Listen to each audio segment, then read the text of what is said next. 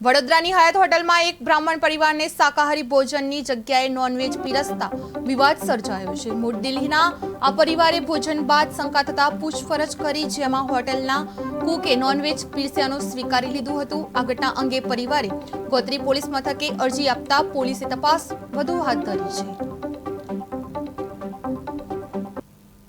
साहब, Hyatt hotel में जिंग restaurant में लंच करने के लिए मैं आया। मेरी सबसे बड़ी जिंदगी की भूल, मैंने आते ही इनको लोगों को बोला कि मैं वेजिटेरियन आदमी हूँ, मेरे को वेज खाना चाहिए। इन लोगों ने जानबूझ के मेरे को नॉन वेज खाना दिया और उसको स्मार्टली दिया। इतने अच्छे तरीके से लुको के मेरे को मीट खिला दिया इन लोगों ने कि मेरा जीना मुश्किल हो गया।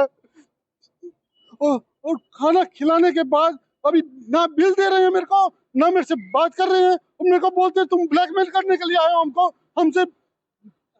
मैं अब बात करने की कंडीशन में नहीं हूँ।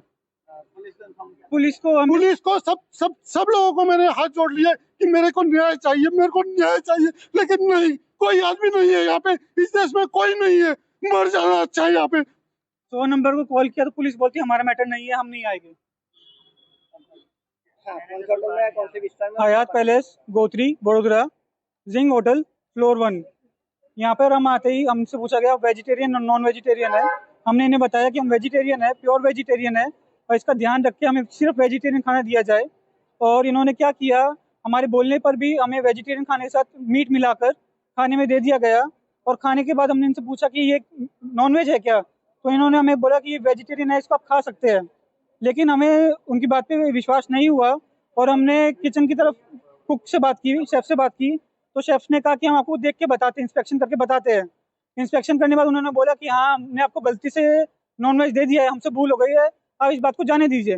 हमने बोला कि आपने एक हिंदू को नॉनवेज खिला दिया है श्रावण महीने में, इसको अब हम यहाँ पे और खाना नहीं खा सकते हैं, तो हम यहाँ से जाना चाहेंगे, हमें प्लीज़ बिल दे दीजिए और हमारे जो पैसा बनता है वो पैसा ले लीजिए।